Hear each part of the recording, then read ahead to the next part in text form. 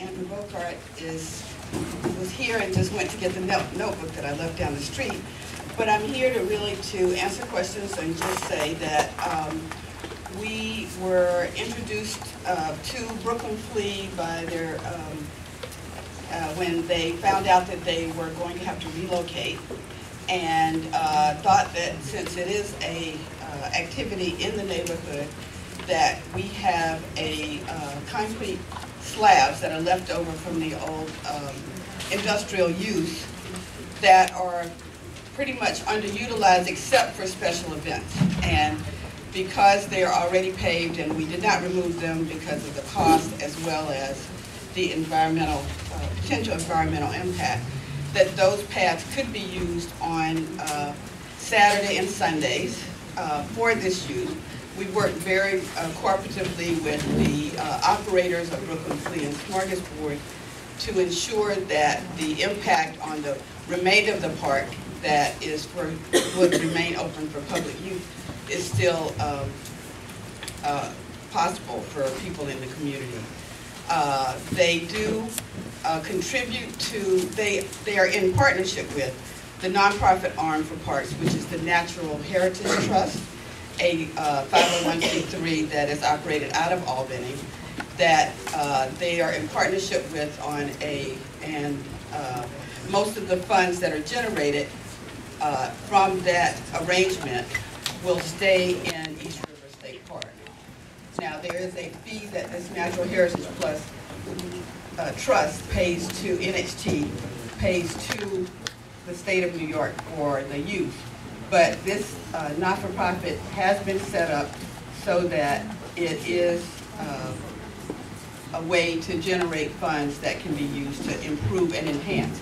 It does not go for the regular operation of the park in terms of staff or other things. The agreement that we have with Brooklyn Flea is that they provide their own sanitation crews, they provide their own security, as well as are responsible for cleanup. Anything that is overtime for the park staff that is outside of their regular maintenance duties, then that is also paid by Brooklyn Flea.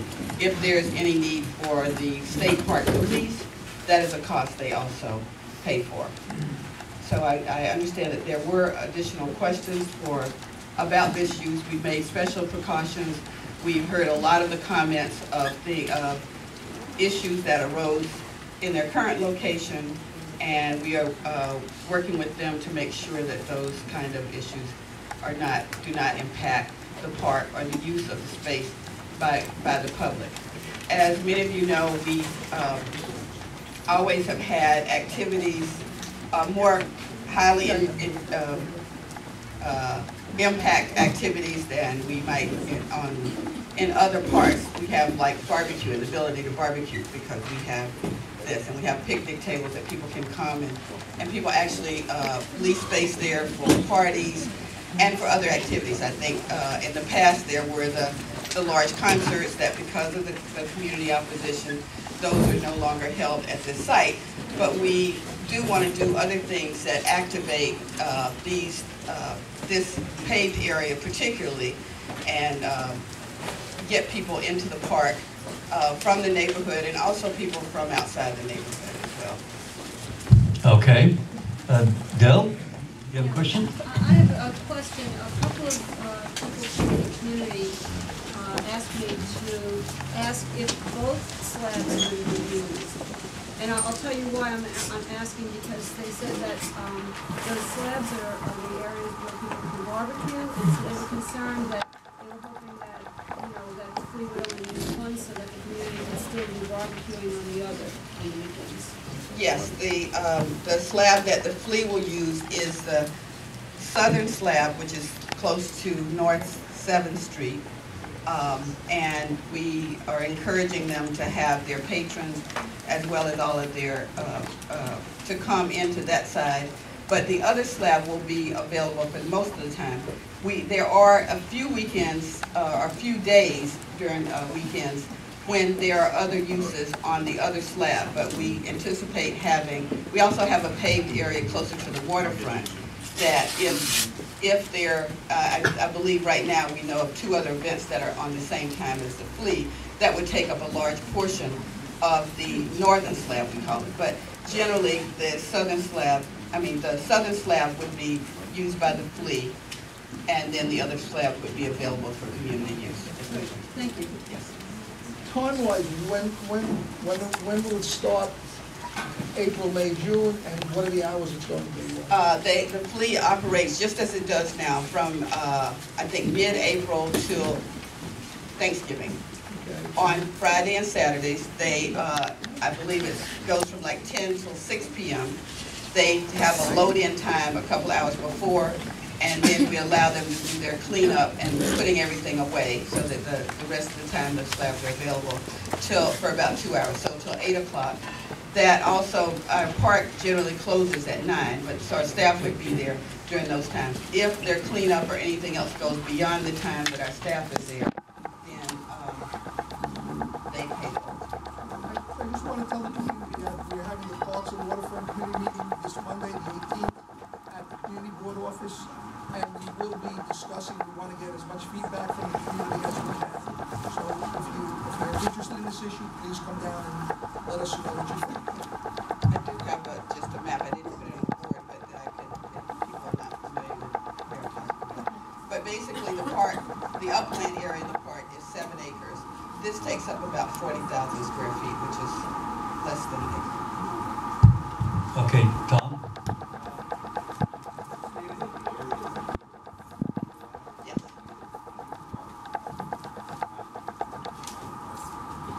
It's not the park that's unutilized, but those concrete slabs, 2 40,000 square foot areas that people barbecue sometimes, but and most of the time in the summer, nobody's there. There are picnic tables, people utilize that.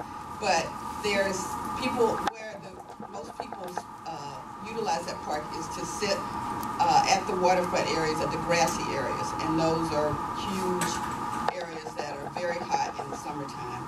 And we don't have a use for it. We occasionally have special events there at those, and that was one of the reasons that the decision was made to leave them there, so that you'd have high impact activities. You'd have a place to do it without totally reseeding the grass and on and on. So. Now, how do you determine the fee that's being paid to the state? Is there an RFP for it? Or? Well, this is like I said, a partnership with our nonprofit. It is seen as something that we will try out for a year, basically, and then we'll have to figure out what kind of selection process or determination that we'll have to do in the future.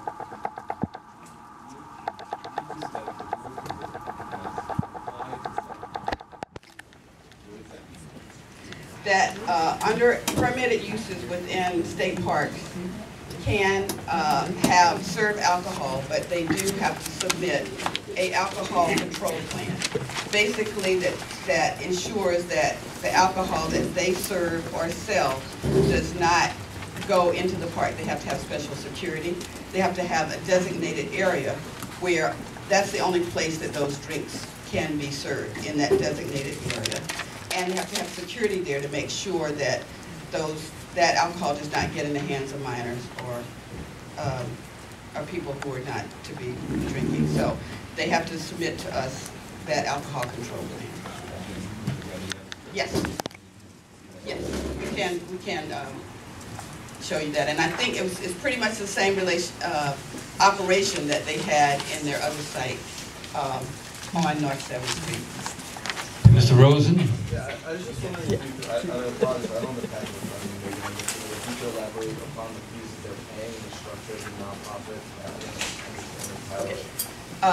Natural Heritage Trust is a not-for-profit separate entity that was set up by the state to be able to work with friends groups all over the state and then they have accounts set up under this umbrella for various parts. Brooklyn Flea made a proposal to this Natural Heritage Trust and pretty much decided you know, and they negotiated a fee, and I believe it was in the paper, or it's, Do you know, what is the, it's $1,500 a day. okay, did you realize that Brooklyn State then goes out and rents vendors for $200 a day, about? That, yeah, that's, Right. we, Okay. yes. So they're paying $1,500 a day. $20,000. Right. So where does that extra money go to the nonprofit, or does that money stay with Brooklyn? No, it stays with Brooklyn Flea. The other thing that they have to do this operation in the park, they have to invest funds in infrastructure. The key to those investments are that they have to be approved by the state. They also have to be infrastructure improvements to our standards, and it also has to be something that can benefit the park and other users. So that's a sizable investment that they have to put in. It's almost, I mean, more like a down payment of, I'm not sure what the number is, but it's sizable. It's, you know, more than $25,000, let me just say that. I'm not sure what the number is, and we're not sure because it hasn't been invested. The work hasn't been done. But they could rent out that space for any amount of money to anyone else for whatever they want. Based on. Correct. Yeah. And a big corporation could come and say, we want to rent that part of that slab for a corporate party that nobody gets to go to, and they do, you know, what they want as well. That's part of our permitting process. Or private companies do exhibits or demonstrations or other things. This is also something that is free and open, you know, the public can partake in that without paying a fee as well.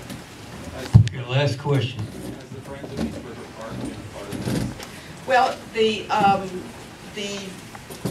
negotiations with the Brooklyn Flea and all was done with state parks and their Natural Heritage Trust. And we have met with the Friends of East River Park to tell them about it in advance of it being finalized and getting feedback from them. I mean, not all of that group or other groups that we work with. This is very similar type of, this negotiation between the NHT and a group is the same kind of agreement that was done with the Open Spaces, I'm sorry, not Open Space Institute, but the OSA in the North Brooklyn. OSA, yes, right, I'm sorry, Alliance, yes, that was what it was. So it's the same kind of arrangement that was done, and the money that the state made for during those concerts is funds that have been used to do enhancements to the park as well. Hey, thank you very much. Thank you. We're going to move on to